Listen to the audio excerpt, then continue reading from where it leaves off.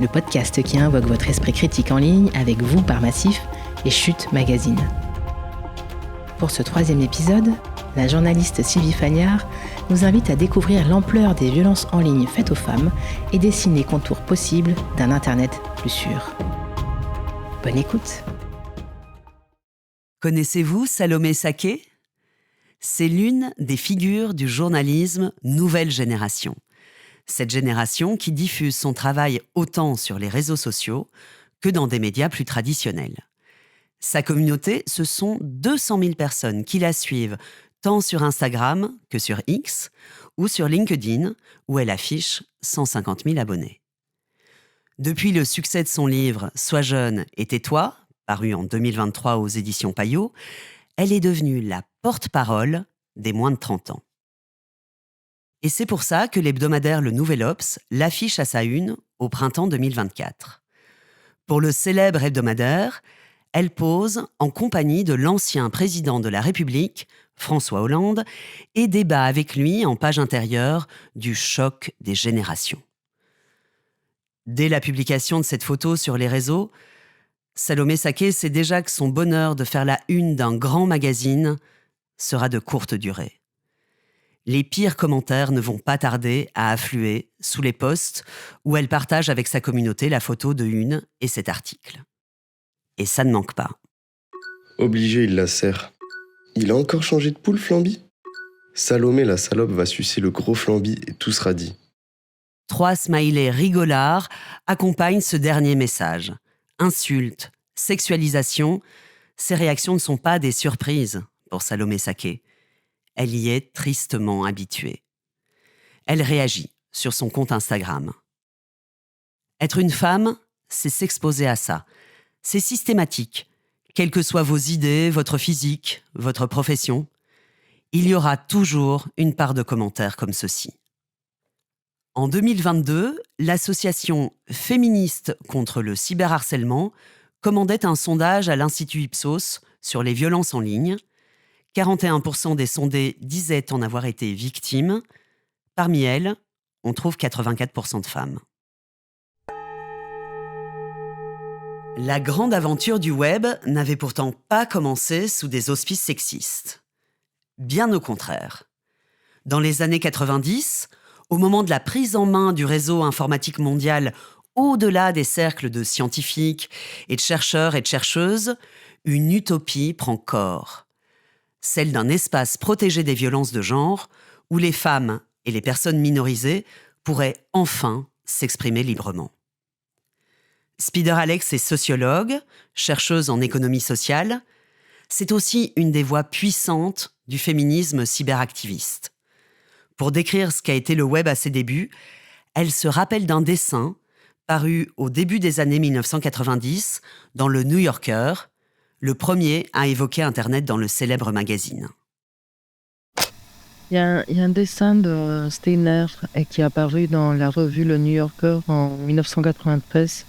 Et ce dessin montrait 2 chiens qui avaient une conversation entre eux et disaient que personne sur Internet ne savait qu'ils étaient des chiens. Et ils étaient devant un ordinateur qui était en théorie connecté à Internet. Donc je pense que ce dessin symbolise bien comment l'Internet était perçu à ce moment-là.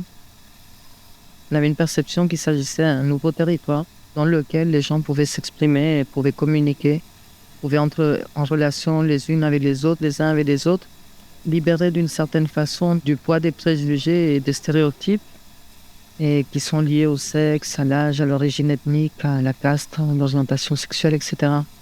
À ce moment-là aussi, au début d'Internet, c'était assez normal, ou c'était considéré normal en tout cas, d'utiliser des avatars, des pseudonymes, et en général de naviguer dans cet espace en utilisant une variété d'identités, de façons de se présenter. Je pense que c'est pour toutes ces raisons en fait que plusieurs cyberféministes ont entrevu dans les années 90 le cyberespace comme un nouveau territoire, un territoire où il y avait des possibilités d'émancipation pour les femmes, pour les dissidentes de genre, pour les communautés marginalisées ou qui étaient discriminées en général. L'utopie a donc fait long feu. De promesses d'anticipation, Internet s'est mué en amplificateur des violences de genre. Que s'est-il passé ? Comment expliquer qu'Internet soit devenu un tel enfer pour les femmes ?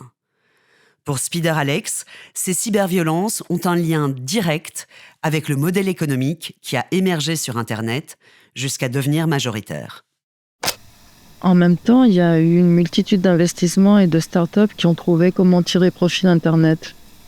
C'est vrai qu'il y en a certaines qui n'ont pas survécu à l'effondrement de la bulle Internet au début du millénaire, mais d'autres ont vite compris que le modèle économique, il était basé sur la collecte et la vente de nos données personnelles, en fait. Et donc, le suivi et le traçage de ce qu'on pourrait appeler nos ombres numériques. Le fait qu'ils nous ont engagés en nous offrant, entre guillemets, des services utiles, accessibles ou innovants. Donc, il y a eu en fait la diffusion de cette fausse idée de gratuité. Et en fait, à un moment donné, ce qu'on a fait, c'est négocier notre vie privée, ainsi que le droit de nous réinventer et d'être multiples contre ces services. Le modèle d'affaires des plateformes repose sur le recueil du maximum d'informations sur nos personnes et nos vies.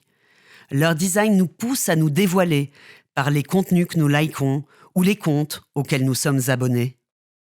En fait, on peut dire d'une certaine façon que c'est lorsque nos données, nos habitudes de navigation et notre présence en ligne sont devenues des marchandises sur lesquelles, évidemment, s'appuie le pouvoir des nouveaux oligopoles de l'économie numérique, qu'a commencé le début d'une tempête parfaite de misogynie et de racisme en ligne.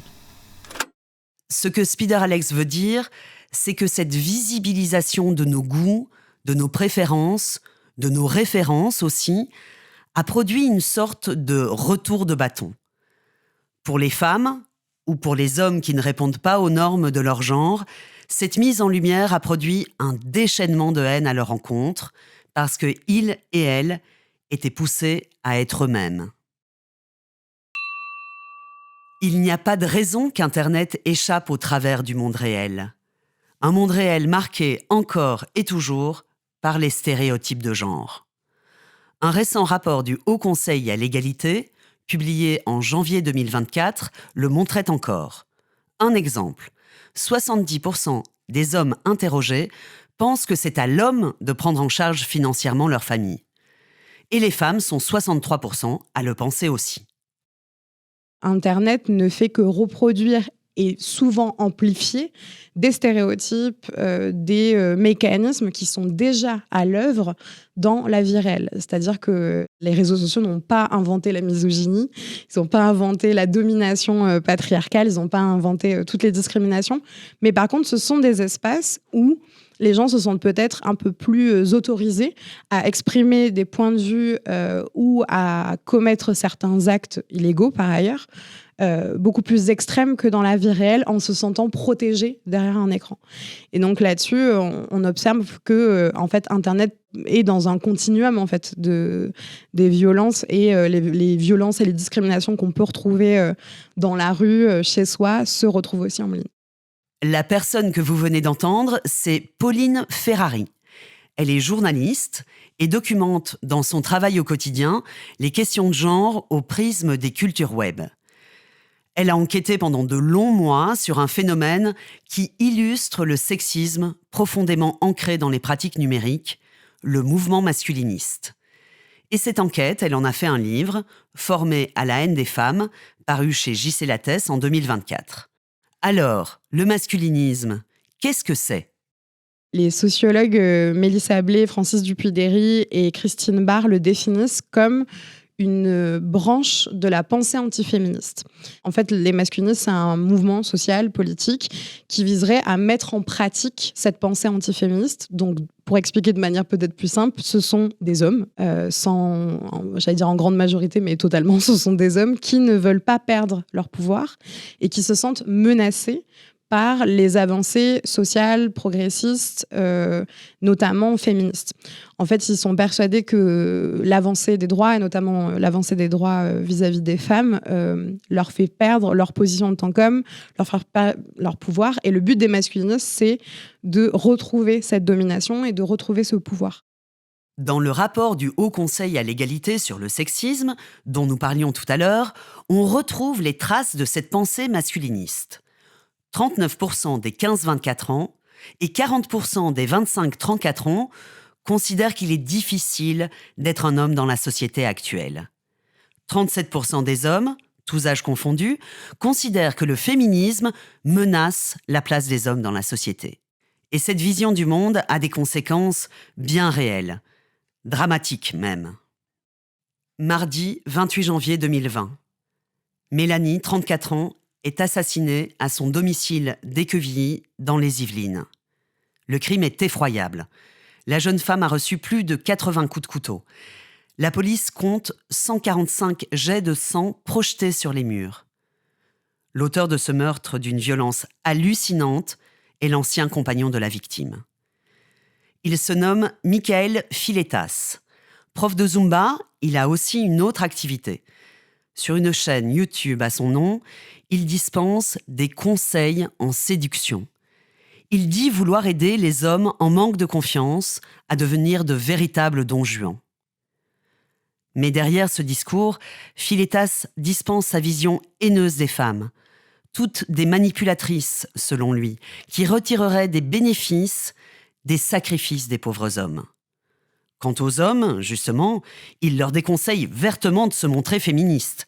Les hommes féministes, selon lui, ce ne sont que des pigeons fragiles et castrés. Dans l'une de ses vidéos, Filetas considère même qu'il faut éliminer les femmes au comportement toxique pour lui. Toxiques, comprenez qui ne se laissent pas convaincre, ou celles qui veulent reprendre leur liberté. Pour le meurtre de Mélanie, Michael Filetas a été condamné en appel à la perpétuité, le 15 février 2024.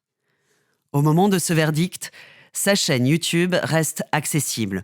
Plus de 500 vidéos sur lesquelles ont pu tomber les internautes quand ils effectuent une recherche sur « Comment éviter l'enfer sexuel sur Terre », le titre de l'une de ses prestations, ou plus simplement « L'art de la séduction », qui fait l'objet d'un bon tiers de sa production. Pour Pauline Ferrari, c'est le très grand danger du masculinisme. Les tenants de cette théorie, qui peut s'avérer meurtrière pour les femmes, ont envahi Internet. Ils en ont adopté les codes et tentent ainsi de rameuter un maximum de jeunes hommes à leur cause. Les militants antiféministes sont assez forts sur le fait de créer toute une imagerie et tout un langage qui permet à des jeunes de se reconnaître. C'est-à-dire qu'ils utilisent tous les codes qui marchent très très bien sur les réseaux sociaux, donc que ce soit sur YouTube, des titres un peu chocs, des miniatures très attirantes, une manière de parler, une manière de se mouvoir, des références à la pop culture, à des films, à des séries, qui font appel à des souffrances qui sont réelles chez certains jeunes hommes, voire même chez beaucoup d'adolescents et adolescentes. En fait, c'est une période quand même compliquée, l'adolescence, où on cherche qui on est, on cherche son identité, qu'est-ce qu'on a envie de faire de notre vie. Et en fait, quand on ne peut pas se tourner vers ses amis, ses parents, vers d'autres institutions, on se tourne vers Internet pour savoir comment séduire, comment gagner confiance en soi, par exemple. Et c'est là que très vite, on peut se retrouver confronté à ces vidéos de masculinistes qui, sous couvert d'une certaine bienveillance, c'est-à-dire...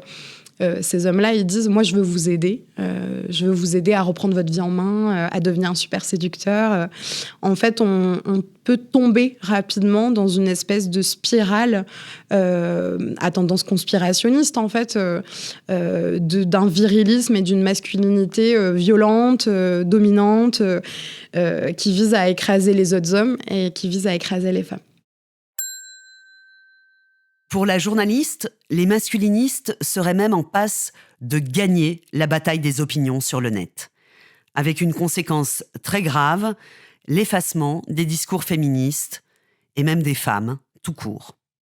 Toutes ces cyberviolences, en fait, amènent tout simplement à une autocensure des femmes. Parce que quand on sait que la moindre prise de parole sur n'importe quel réseau social va être suivie d'une vague de cyberharcèlement, d'une vague de violence, d'insultes. Ça peut aller très loin. On repense au cas de Nadia Dam, cette journaliste qui avait fait une chronique en fait, sur un forum aux tendances masculinistes. Elle a dû déménager plusieurs fois. Ils avaient trouvé l'adresse du collège de sa fille. Enfin, on peut aller jusqu'à des extrémités de haine très, très fortes.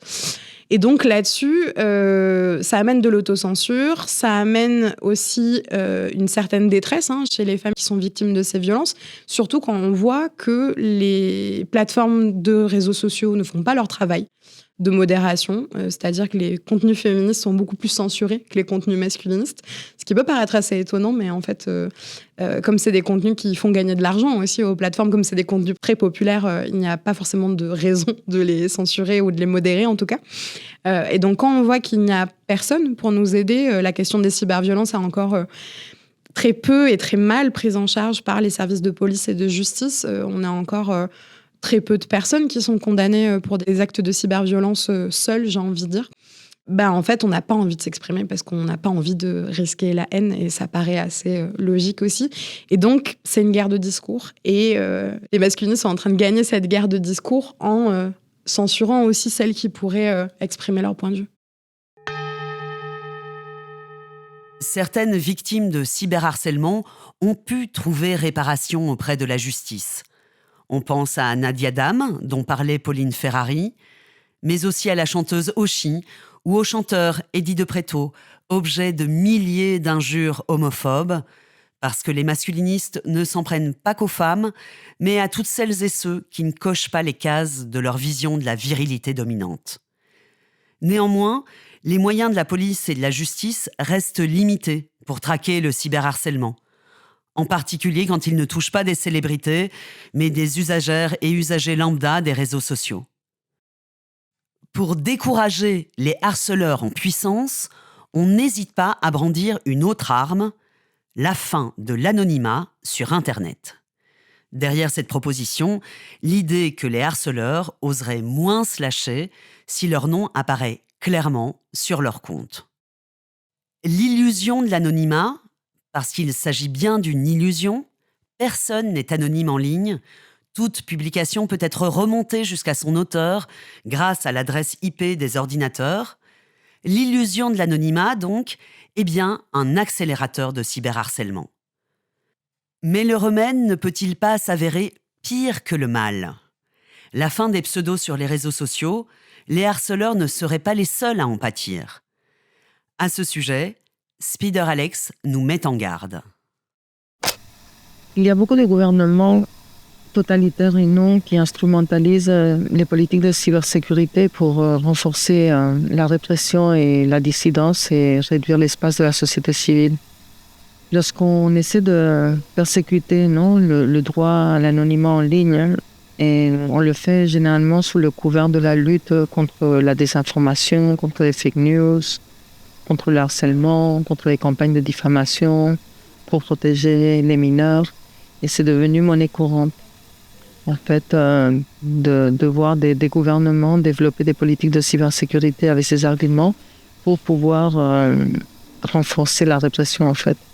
Donc il faut faire attention à cette persécution, il faut faire attention à ce que représente la possibilité d'un anonymat en ligne. Parce qu'il est vrai qu'évidemment, les agresseurs, ceux qui développent du discours de haine ou des violences de genre facilitées par les technologies, vont utiliser ce couvert d'anonymat jusqu'à un certain point, la possibilité de se camoufler à Internet. Mais les personnes survivantes de violences, ainsi que les personnes qui défendent les droits humains ont aussi besoin de cet anonymat en ligne pour mener à bien leur activité, pour pouvoir se protéger, pour pouvoir se reconstruire. Donc, persécuter l'anonymat en ligne n'est pas la solution. Il faut trouver d'autres choses.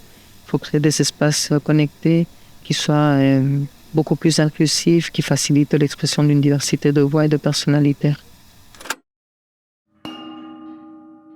Est-ce que la non-mixité peut constituer l'une de ces voies pour un cyberespace plus inclusif ? C'est la conviction de Claire Succo, qui vient de créer le premier réseau social auquel ne peuvent accéder que les femmes. Meuf, c'est le premier réseau social qui est 100% réservé aux femmes. L'idée, c'est d'avoir un espace en fait, où les femmes vont se sentir libres et en sécurité pour aborder tous les sujets qui les concernent sans pression, sans charge mentale, sans harcèlement, sans sexisme. Meuf, Ce serait donc un petit havre de paix dans un océan de sexisme en ligne. Mais on ne peut pas se satisfaire d'une protection en non-mixité. Les remparts les plus hauts ne changent pas une société. Les travaux du Haut Conseil à l'égalité le montrent, c'est par l'éducation que le sexisme, en ligne comme hors ligne, doit être combattu. Et voilà. C'est fini. Vous en voulez encore ? La suite au prochain épisode de Esprit, es-tu là ? Le podcast qui invoque votre esprit critique, par vous, par Massif et Chute Magazine.